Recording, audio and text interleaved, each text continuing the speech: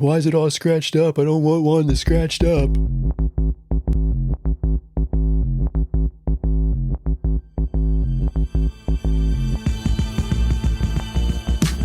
Hello, everyone, and welcome back to Basic AF, a new episode. Tom Anderson and Jeff Battersby here hanging out with you again. And hello to you, Jeff. How are you, sir? Good morning, Tom Anderson. How are you? I'm doing pretty great. Yourself? Good. I'm all right. I'm, doing all right. Directing a play, and as soon as I finish with you here, I'm off to rehearsal. So, Okay, busy day for a Saturday. yeah. Yep. It is. So that's me. I'm very excited. Eleanor. Play Eleanor about Eleanor Roosevelt. Really great play by Mark St. Germain. I thought you were going back to that AI clip you sent me before we started. I was like, what's he going to sing now, is he? Okay, great. Here we go. Yeah, there goes the Here listeners. we go. The creepy AI singer karaoke club that you would... So this is episode 45. Show notes for this show can be found at basicafshow.com/45. We do thank everybody for being here with us. We very much appreciate it. We've got some new folks that are listening, so welcome to you and our longtime listeners. We're up to, it's kind of crazy. We're really up to grateful 45. for everybody who is listening, and there are a lot of you now. We're really super thrilled about that, so thanks. Yes. And as a reminder, to help us out, and everybody talks about the algorithm, you can submit ratings, whatever your podcast platform is, make sure you say nice things about us or evil things. We don't care. Talk about us. That's the main thing. Tom and I are the kings of narcissism. So we want you to talk about us. Yeah, and if you have any questions that you would like answered or any comments or feedback on any of this stuff, feedback at basicafshow.com. Also, you can leave a fan mail is what it's called through Buzzsprout. There's a link in every episode's show notes that you can just click or tap right on, and it will send us a message, and you can ask us there. And on the website, there's a microphone icon there. If you click that, you can leave an audio message for us. If you've got a question, drop it there, and if you are okay with it, we'll play it back on the show. Yeah, definitely. Answer, as long as it's show appropriate. We're never appropriate, but you have to be. That's right. All right, so last show, Joe Moyer joined us, and we talked about the Apple event. The Glow, what's that thing called? Glowtastic? Glow time.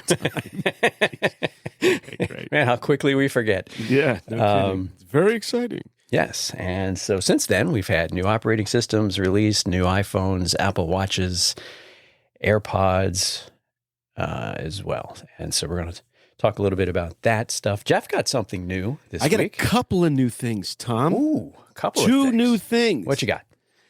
Thing one, I got a new fine woven case for my 15 Pro Max. A nice green one. I know everybody hated those, and I didn't hate mine. I really kind of liked it, but I wanted to get a green one. So I got a green one before they disappear forever. So I ordered that at full price. I guess I'm an idiot, but whatever. And the other thing that I got was I was at the Apple store the other day, and touching all the new things and seeing how they played and what they did. And I got a nice new trail band for my Apple Watch Ultra First Edition. So Very nice. And that was green too, right? That's green too. Yeah, I got a green thing. And my eyes are green. See, so everything's green right now. Good. And I will point out, interestingly, that the orange tab that was on the first generation of those is no more. All the new bands have tabs that are the same color as the band, so less likely to look filthy and uncleanable. Yeah, which my orange one, probably next to one of my famous, good God, my favorite bands. That's the one I use the most often. It's the one that's most comfortable on my wrist. So I wore it a lot. I was looking at it. It got pretty frayed, got used. I use that a lot. And, hiking and other stuff. So happy to have those two new things in. There you go.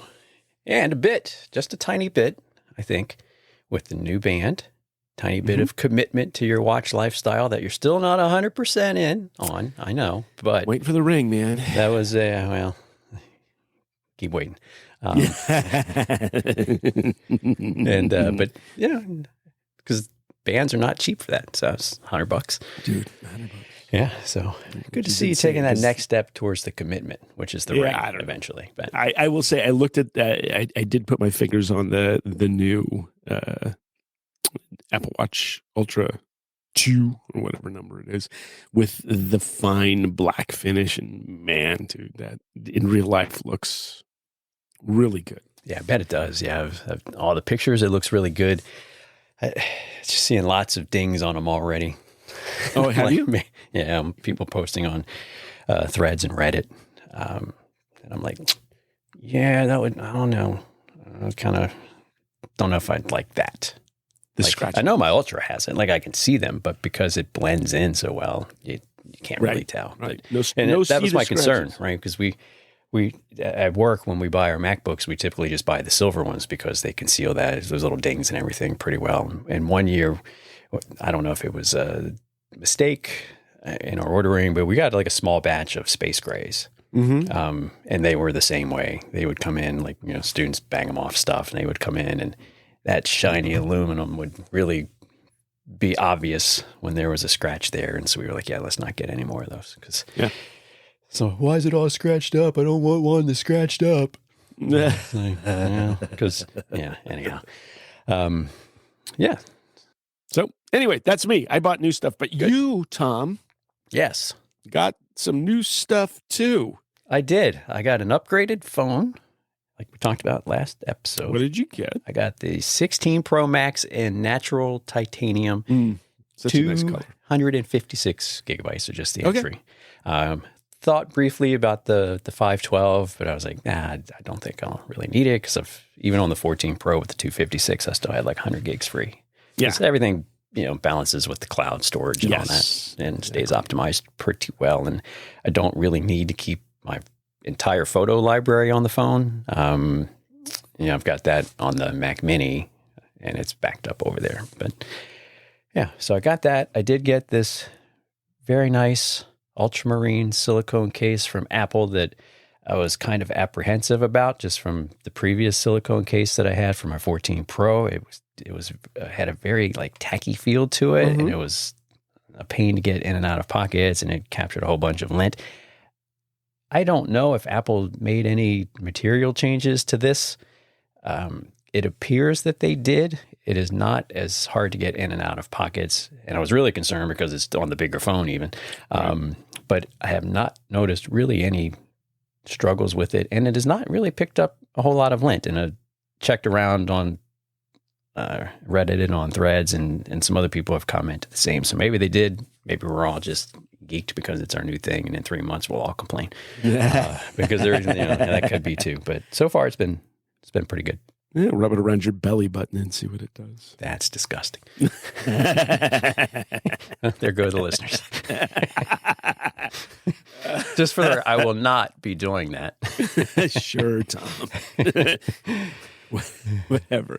Cool. So you're liking that. It looks really pretty. I like the way it looks, and I don't know. I've never done the silicone cases before. And you went. So I don't know. So when you were at the store, quick question for you. Yes, while sir. we're talking about the color. Yep. By the way, on a Wednesday, I think it was a Wednesday, packed to the walls at 1 p.m. Was that the Danbury store? Yeah. Yeah. To the walls. Just some random Wednesday. It's like Costco. You go to Costco. Costco's It's like, what do you people do that you can't just go to Costco at all hours of the day? Yeah. Tons of people, and not enough people to help you. Took me half an hour to get a watch band. Anywho, you have a question for me. I do, and I know you looked at the iPhone 16 colors. Yep. And the reason I wanted to ask you this is so this ultramarine case, they've got an iPhone 16 in the same color, and all of the pictures I see from people that have that, I think that's my favorite one. And I'm going to go over to Best Buy maybe this afternoon to see it in person. Have a look. Yeah. So what'd you think of the colors? The colors are great. I wish that they would do it with the Pro models. they are really pretty. I sent you a picture of a greenish looking one. Maybe it's teal. I can't remember what color it is, but that one is gorgeous. It's like a really, really nice color.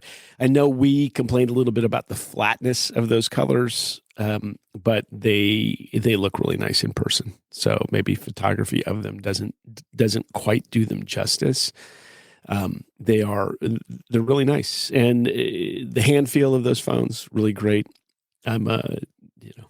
I currently have my green fine woven case on now because otherwise the titanium on the little mount that I have on my display, the titanium can't hold it. The thing tilts sideways when the camera's up there, so I have to have a case on when I'm doing this. But typically at home I'm caseless, and I would be caseless with a 16 if I were to have one.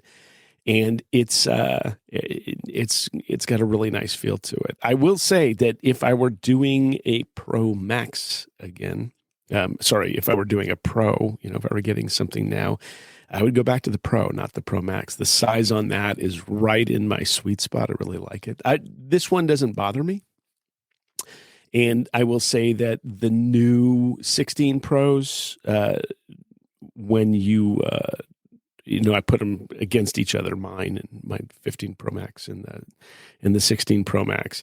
And it's about the same size as my 15 Pro Max with a case on it. That's what the difference is. So it's a little bigger. So yours is, probably a little fatter than mine. How are you finding the size? I have not had an issue with it, which was a little bit of my concern going into it. And so I tend to go through these big mental gymnastics to try to decide what to buy. And it's just so stupid. And my wife laughs at me. But with the 14 Pro, which was still, I think, the stainless steel bands along the side and everything, those were heavy for what it was. And the Pro Max version of that was even, heavier. And so I went and I looked. The 14 Pro that I had was like 7.27 ounces. Mm-hmm. And then I looked in the Pro Max for the 16 is basically 8 ounces, 7.99. So that's not a huge difference. And even when it came in, I had the 14 Pro in one hand and the new one in the other. And probably with the weight distribution a little bit better, it didn't really feel that much heavier, but it's more the bulkiness of it just because of the physical dimensions. But I have not really had an issue with it. I'm still adjusting a little bit to, how I want to, do the one hand typing if I need to do that. Like if I'm taking a walk or whatever the thing is. But the swipe keyboard, I typically will fall back to sometimes if I need to with the one-handed stuff. But other than you that, did a little slide over problem. keypad too. Do you make it so it, how you can make the keyboard basically compact to one side or the other? I haven't tried that. No, I forgot all about that. The only time I've ever done it is by accident. And, you're like, I didn't know it did that. Yeah. No, I don't want that. I think is more like what it is. But I haven't tried that. Yeah, there's the little when it's wide, it puts the keyboard into a little more compact space. So I've seen a lot of talk. There's the new camera control button. Yep, that's on all the models. It's on every single one. I did play with that a little bit, and at least initial touch of it, really kind of simple to use. But I've seen a lot online that it's problematic for some people, particularly when they're shooting in portrait mode. Right. That they find that their fingers are getting on that. How are you, first of all, finding the camera control button? And are you finding that it's like in the way rather than out of the way? At this point, I am pretty indifferent towards it. Okay. I have fooled around with it, of course, just to kind of see what I thought of it. I don't really like the placement of it very much. It is a little low for like portrait if you're right-handed. My thumb kind of naturally goes above it, and it's a little awkward if you're doing like a landscape shot to get to. And so there's that. I did kind of just stumble upon that if you turn the phone kind of upside down when you're in a landscape shot so that you're not you don't have the camera control button up on the top, but it's underneath. Yep. It was a little easier to scroll things because my thumb kind of lands naturally where the button is. And so I don't know. And to be honest, I haven't had a chance to get out to do a whole lot of shooting of anything between work, and we've had a bunch of rain this week. And so I haven't done too much with it. I do want to go out and actually, do some shooting and kind of say, how is this if I solely intend to use this for adjusting settings and taking pictures and all that stuff, just to give it a run through. But I think part of it is for the scrolling, because the button is a little less than an inch if you're looking at it top to bottom, so maybe 3/4. And so for some of the adjustments that you want to make, you're kind of picking your finger up, and it kind of reminds me of the old scroll wheels, on the mice, where you would only roll so forward and you had so much, and you have to lift your finger up and kind of keep hammering that thing, or the mouse balls, those kinds of things, track balls. Nice job. Yeah, you're welcome. Excellent. Yeah. Now we've moved on to an explicit rating. Good for you. Well, one of us had to do it. But so yeah, I don't know. I know, like everything Apple puts out, there's usually strong opinions that get posted. Yes, of course. And part of that is because Apple overhypes everything. So it's like they set themselves up for it. And they can handle it. But I don't know. I take it or leave it at this point. I do find it interesting that they've become pro button of late, right? They did the action button last year, which I know you mentioned this when you got yours, like the action button's in a weird spot. It's hard to reach. And this button is kind of in a odd spot for what it's intended for.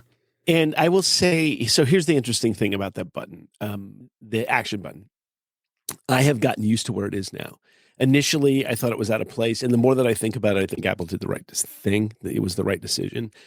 I am a lefty phone user, so everything I do is with my left hand.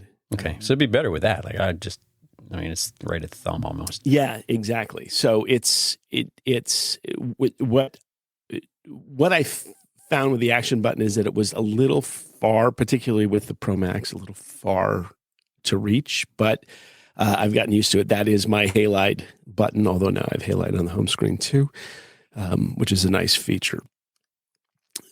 So that button placement, I got used to it, but initially it felt like it was in the wrong spot. It is definitely in the right spot for taking pictures.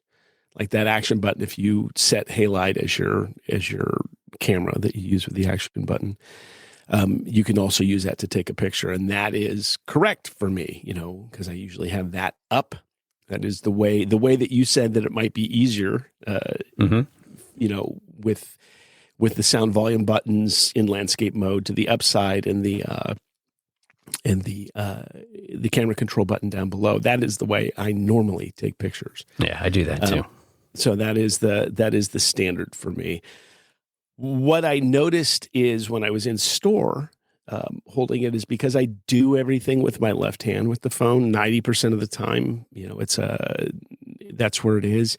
That camera control button, not at all in the way for me. Mm-hmm. The way that I hold the phone is typically two fingers, my ring finger and my pinky finger underneath the phone, and then my forefinger and middle finger above where that camera control button is. Yeah.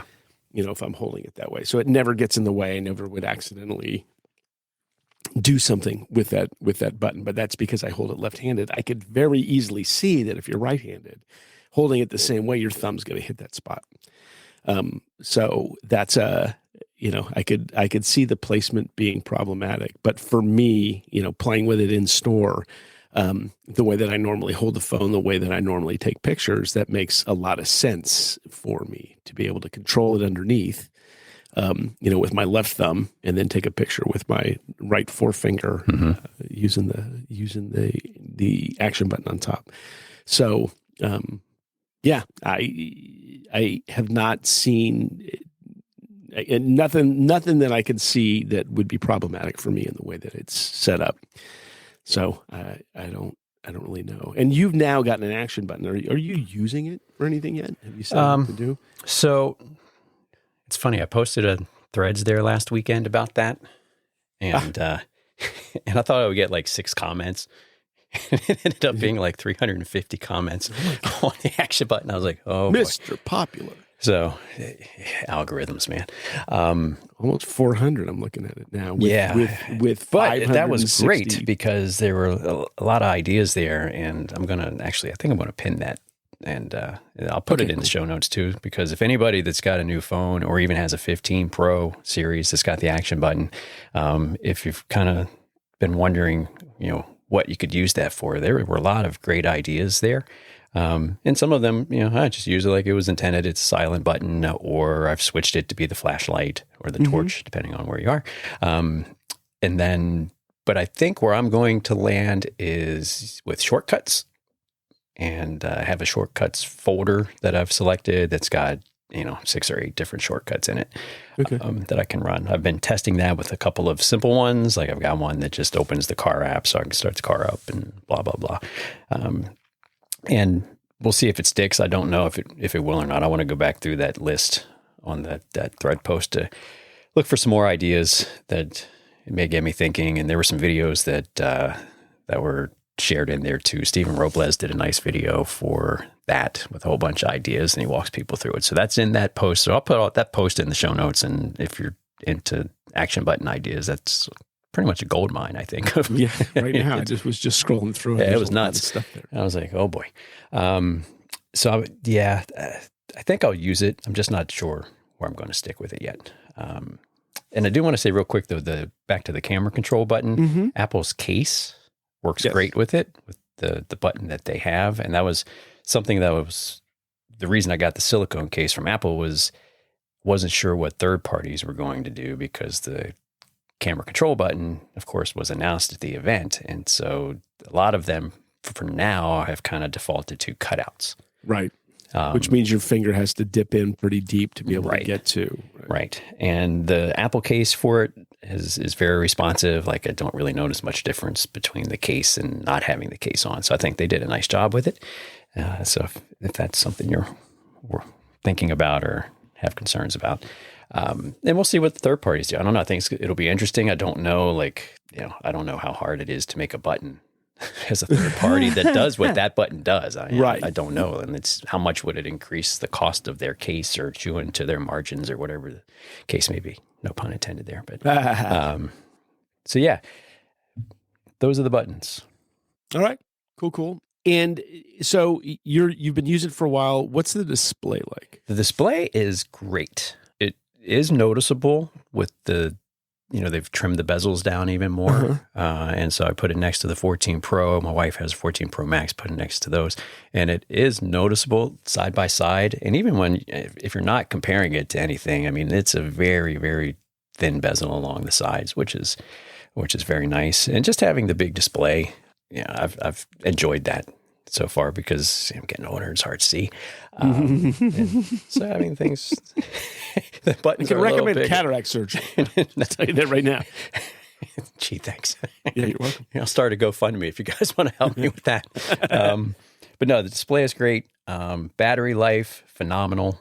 And I'm only charging it up to like 85%. Are you using the feature that it just does it automatically? Did you turn that on under battery? I did. I don't know if I'm going to leave it on, but I thought I'll try it and see, because I'm not getting anywhere near running out of the battery in a day. Like if I charge it to 80% or 85 in the evening, say take it off the charger at 9 o'clock, by the time I get home from work, it's probably still 50 plus. Yeah. So it's like, I'm not really taxing it that much.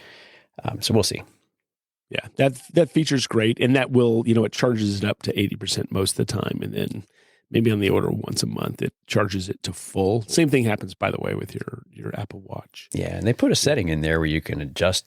Yeah, that's what I was asking. So you could do 80, 85, 90. And I think I set it at 85. It was just some random thing I chose. No science behind that. But and real quick, I will say something I've been fooling around with, a little bit of picture taking that I've been able to do are the new Photographic Styles on the 16s. And that's been fun. I like that. You sent me a stunning black and white from that the other day. And now I like to shoot in black and white. That's...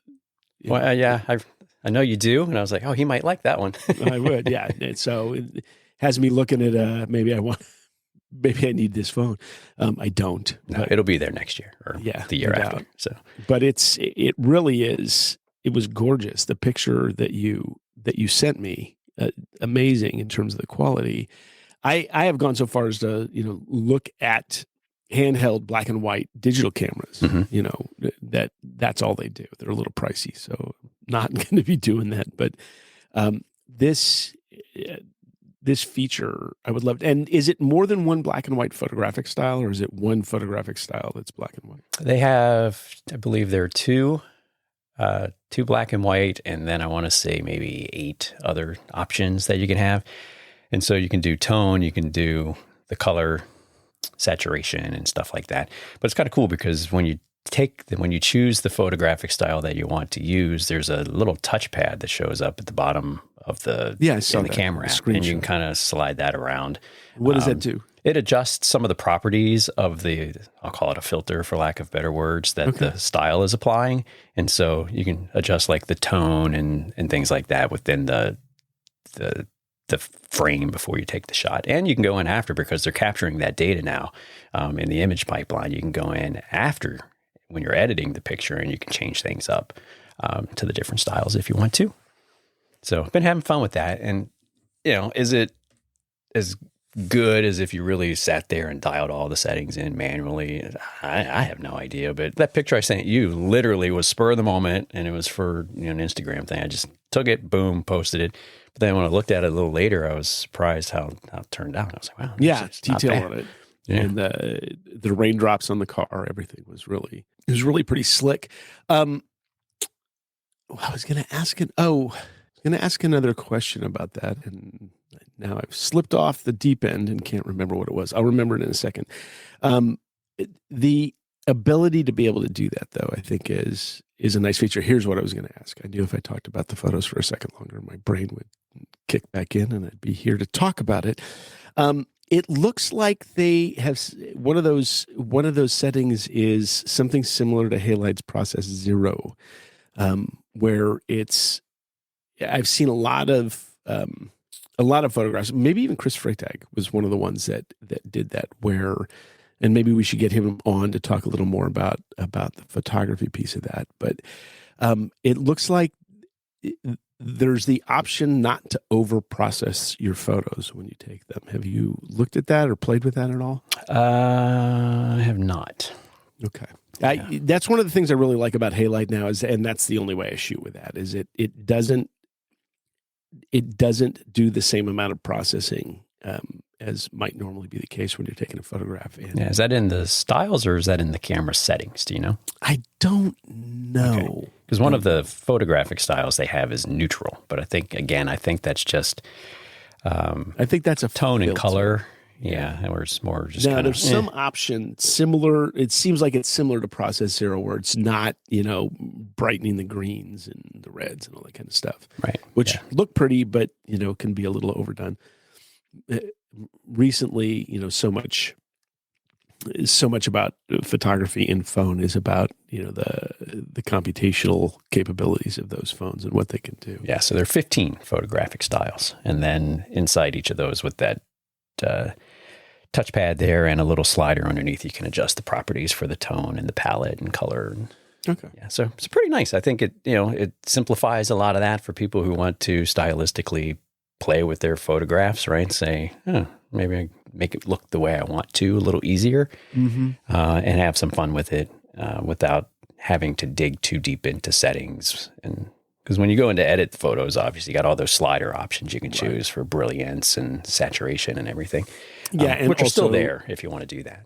And the filters too for black and white, which is usually I do a 2-step process. I usually take a photo, go in, use Apple's black and white, and then I was for a long time using Pixelmator. What was it? They've come up with so many of them, I can't remember. Yeah, there's a lot. One of theirs. Anyway, they have Photomator now is the one that it is, but I would then go in and make some adjustments in that as well to kind of bring out the blacks in the way that I wanted to bring out the blacks, right? And handle it that way. So it was a couple step process, but the fact that you can take black and white in camera straight out, to me, that would be a feature I'd be using all the time, really. Yep. Yeah, and I haven't done anything with video. I just don't shoot a lot of video, really. So, they did the 4K 120 with Dolby and did the sound mix stuff that you can do after you record with changing, going from studio mix to cinematic mix and those types of things. I did one just talking to myself just to see what the effects were, but that's pretty nice. Like I might end up using that for some stuff eventually, but I just don't do a lot of video. And you're still on the main version. You're not on the beta of iOS on that, right? Yeah, I haven't updated to the beta on that yet. There's some nice stuff in the beta that I'm playing with. I'm in 15.1 now. And I think that's what it is, 15.1. These numbers. No, I wish they were all the same. 155.1. The watch is 11, the Max 15, iOS whatever stuff, the number 7, 18, sorry. So yeah, we just talked about that. Yeah, but no idea. Anyway, I am in the beta that has some of the AI features. I fooled around with a transcription feature that's built into Notes now. So you capture audio, a little bit of the summarization features that are built into that. So there's some good stuff in that beta too. It'll be interesting to see when you get that version. And there's a lot of complaining going on. Apple's giving you something that you can't even use the AI on yet. Okay, whatever. Yes, you're right. It didn't ship with the AI features, but they are close at hand. Based on the betas that I've been using, we're not far away from being. Yeah, I think that's next month, October, sometime for the start. And that's just a handful of the features, and then the rest will trickle out. But yeah, I think if we want to talk about OSs, and we don't spend a lot of time on this in this particular moment, but you texted me, and I was sending you some stuff about a battle going on between Gurman and Castellini and Twitter, and kind of this back and forth about we need to have this, we don't need to have this. But you brought up a rather important point, which is the M4 iPad, the flagship iPad, can't currently run a good version of the OS without bricking them. Yeah, that has been strange. Like, it's not the first time an OS has come out and caused problems and Apple's had to pull it back. Mistakes happen. But it's been interesting that they have not put out, it's almost a month. They haven't released it. And it looks like 18.1 will be when they do that. When that happens. No one's told me that, but we're well into the 18.1 public betas, right? Or developer betas too. But so maybe that's just what they're going to do, which is disappointing. Very interesting. Yeah, I mean, it's disappointing if you're someone with one of those devices and you can't use it. Just the M4. Like I put it on my M2, didn't have any problem, and so it's just for the M4, which is very peculiar. But yeah, you would think that they would have that right coming out of the box. Mm-hmm. All right, a couple of other things from you. You played with the Apple Watch update. I did. Yeah, I got the Apple Watch update installed. No problems there. I like it. I find, here's something. So we had the stacks feature before, and Apple kind of came out and said, the smart stacks are even better than they were before with timely updates. And I have found that to be true. How about you? Oh, I love it. Yeah, I think it's great.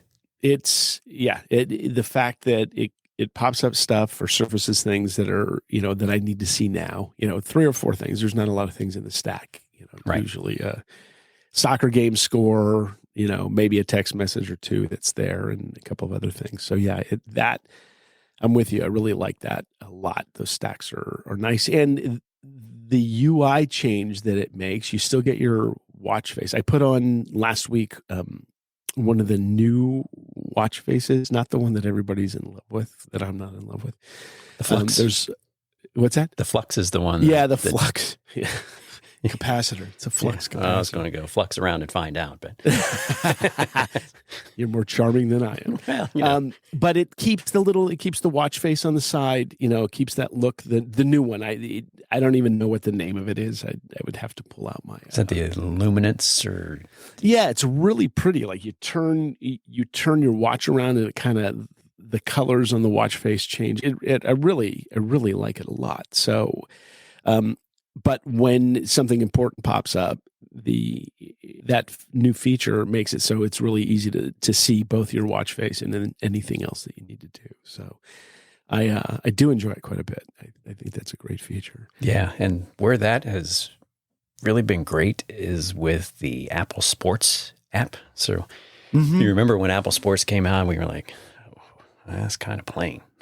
Yeah. But they've made some updates and it's gotten better, but it now has live activity support. Yes. And you can track more than one game. And yes, so you can. What I liked on Sunday was I had a couple of games queued up, and I like on the watch, it goes to that smart stack view, but then when something big happens, like if someone scores, it gives you a little feedback and you look and you're like, oh, check that out. And being able to track multiple ones was nice. So that's a pretty sweet combo for keeping tabs, because I don't get to watch too many sporting events. It just takes too much time, but I do like to keep tabs on it still. So that's working out pretty well. Yep. I got 2 soccer games showing up on here right now. Really good photographs, current weather, log by state of mind. I got that too. Need to get Joe Moyer on again so we can talk about right. journaling in that, which we were supposed to have him for. Right. Yeah. He will be coming back for that.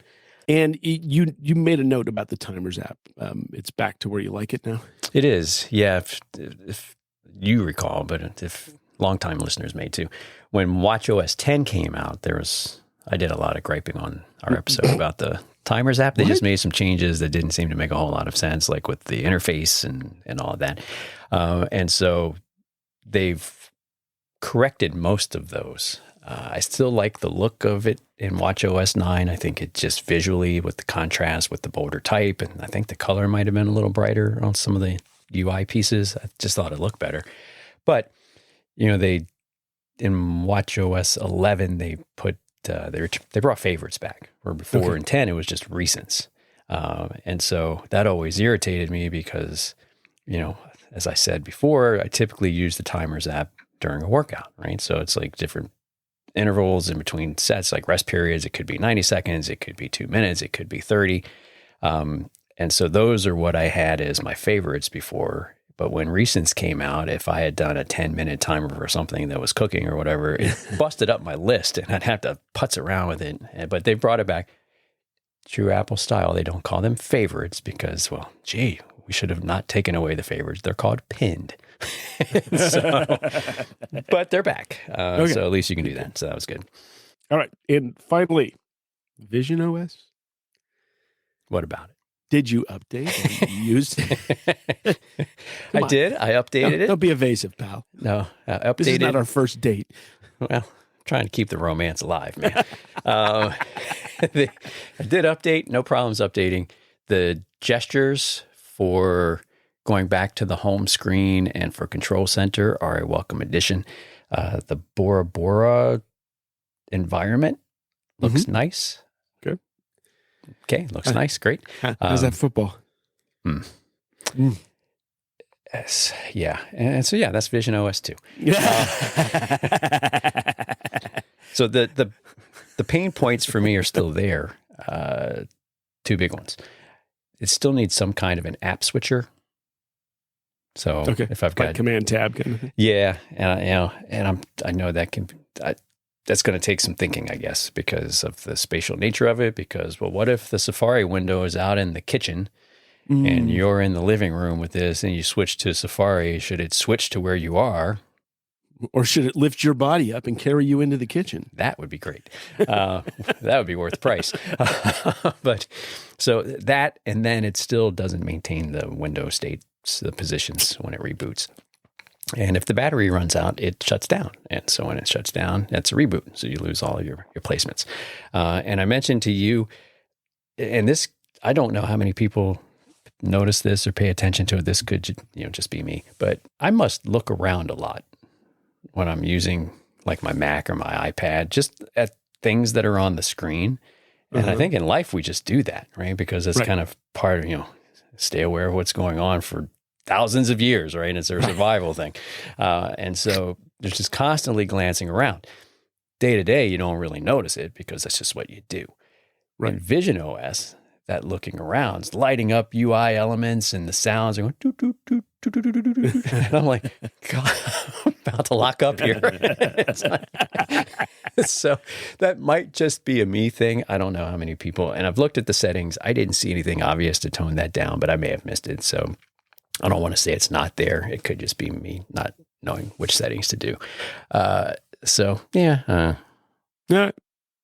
Hopefully you get some joy out of that at some point. Yeah. I'm just, to really, well, we won't beleaguer the point, but it just still amazes me till this day. Apple couldn't convince Alphabet to hit a checkbox on the YouTube iPad app to make it available. I don't even need a native app. Just give me the iPad app. Netflix, the same thing. It's like, kick them some money. Come on, do it. Because it seems obvious. Here's what I was thinking about this the other day, and then we'll wrap it up because most people don't care about this thing. But you know how we've gotten so used to having the internet, and so when the internet goes out of your house and you open your laptop, you're like, what am I going to use this for? You can't do anything. And that's kind of how Vision Pro feels. You put it on, and it's like, well, there's very little that's specific to the Vision Pro because the big native apps aren't there. Mm-hmm. No YouTube, no Netflix app. There's no NFL app. There, you continue on down the list. Media, I think, is probably better, but it still feels like, okay, well, I'm here, but there's not a lot going on. And it's like that internet connection is down. It's like, what's to entice me to do that? And I think that the blame for that goes back to Apple. Sure. I just don't think they've done enough to keep people excited about it that went in early. And I know it's a very small product line, right? I know they're not selling millions of these like they do. They're the big products. But at the same time, they knew this thing was coming out. You'd think they would have a little bit more stuff. And maybe they planned it and it just hasn't worked out. I don't know. But we'll see. There's apparently a new one coming in 2025. So we'll see. See how long it lives. It's as small as the new Meta beer goggles. The Lego glasses. Yeah. We'll see. Yeah. All right. We've burned up another 40 minutes of your day. We appreciate that everybody's decided to come and have a little chat with us as we chat with each other about nothing. Unlike Seinfeld, we're not that funny. But anyway, thanks for coming along. I like listening to us. I know you do. You tell me, hey, I listened again. It was pretty good. Yeah, well, I always listened to make sure that that somebody listens. No, we really are grateful. There are many of you actually now listening. Last couple of episodes, we've had over 100 people listen to the show. Yeah, it's great. We do appreciate it. Yeah, we're really grateful. So thanks very much. As a reminder, show music, Psychokinetics, Celsius 7, our podcast artwork, those cute little robots, Randall Martin Design. And that's us, Tom. I think It is. All right. So thank you so much for spending time with us. And until next episode, have a great rest of your day, rest of your night, and we will see you then.